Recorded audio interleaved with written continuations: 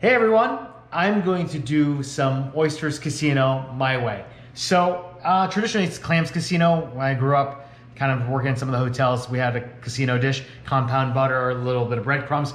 I'm gonna change it up a little bit. Oysters. It's Valentine's Day, I have a few extra, so I wanna do something cooked. I shucked some already, but it's great to do it. You can do it in a saute pan too. But what you do is basically, I've seen a lot of recipes too, and I'm looking at it, they've used rock salt, which you can, which is great for presentation. Wet it a little bit, presentation, hold it. But you know, for cooking purposes, aluminum foil. Handy dandy, trusty aluminum foil. So you see how that's going here? All you do is just stick the aluminum foil down here. Obviously, I've already shucked my oysters. So you can take a look. So sometimes I use the shell just to prop them up, just to hold them up for a second. Just a little something. But here, just all you do is press it in there. Geez, you don't want to lose the liquor or the juice in there, so you just got to be careful. So that's step one. They've already been unhinged. That's step one. So this is kind of multi-layered. That's part one. Next, we're gonna work on the breadcrumb. So this is Panko breadcrumbs, Japanese style, more dried, crunchy. So then I'm gonna use a saute pan. The oven is set at 450 already, high. We're just gonna toast these up a little bit. You need some fat. We're gonna add a little bit of olive oil here, and then mix that around, get that nicely coated. It's probably about a tablespoon or so. And then just make sure that's well coated. And then what I'm gonna do is put them in the oven, toast them a little bit, probably for a few minutes. We'll check it out. Toss, toss, toss, going in the oven. Okay, so while that's going, we're gonna start our bacon. So you can use regular bacon. My wife does not eat regular bacon. I try not to, even though I love it. So we're gonna do this bacon, not real bacon. So about half a strip per oyster, 6, 3, do the math. All right, throw it on, and we're gonna get this going here. And that's, okay, so I flipped this bacon over. I've added a little bit of fat. If you have regular bacon, obviously it's gonna be a lot more fat. So it's like that, you don't want it totally crispy. So it's kind of right there, 3 pieces. I'm gonna take this off and then lay this down here, let it cool for a second. Shut the heat off. All right, let that cool for a second. Then I'm going to work on, while it's cooling, so in real time, and the breadcrumbs are still in the oven, half a shallot. Still. Okay, so here's that.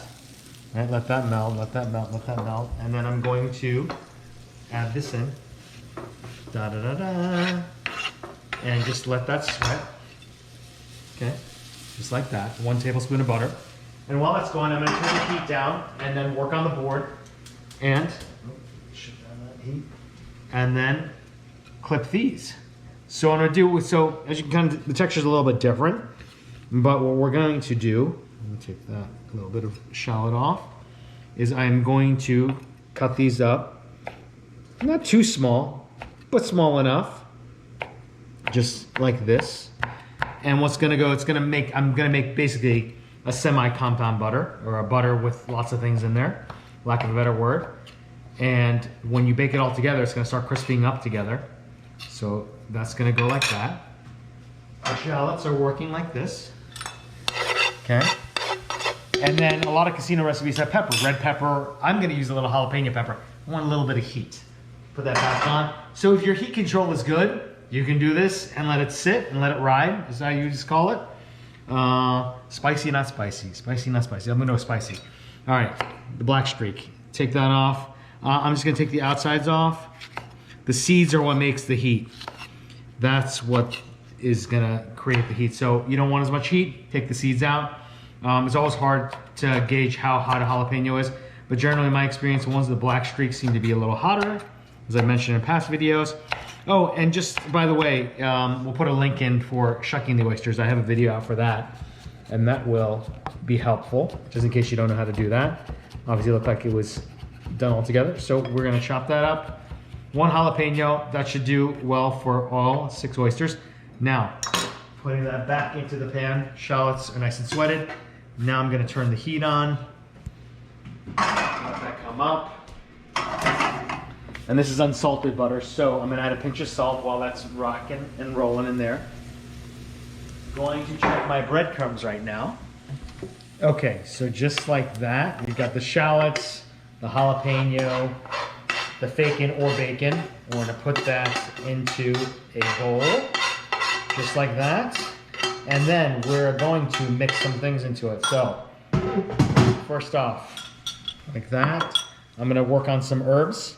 I got parsley. Just give it a little chiffonade, as they call it. So a chiffonade is basically a leaf of julienne. So something like that. That's gonna look a little bit like a teaspoon or so. Do that. And then some chives, same. Just nice, like that. And we're going to do that. And then add that to that mixture of the jalapeno, onion, bacon, and then give it a mix. Then a little lemon juice. Okay, maybe like a teaspoon or so. Okay, then butter.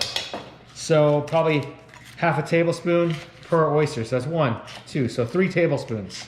2, 3, there we go. Softened butter, unsalted. That means even with the bacon, there's some salt in it. Just a little pinch, just to season that. And then we're gonna mix that around. And then add some breadcrumbs to that as well. Probably half of what I have here. I'm gonna make that. And then make that into a mixture. And top. All right, so that's all mixed up together.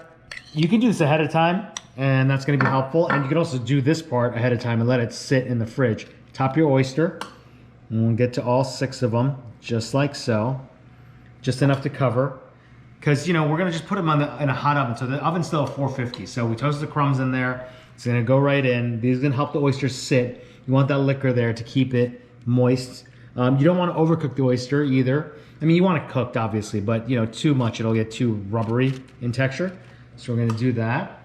And then we're gonna pop it back in that 450 oven for a few minutes. Just like that. And then let it cook, and then you'll see how it comes out. Okay, 7 minutes in a 450-degree oven. I'm gonna pull these bad boys out, just like that.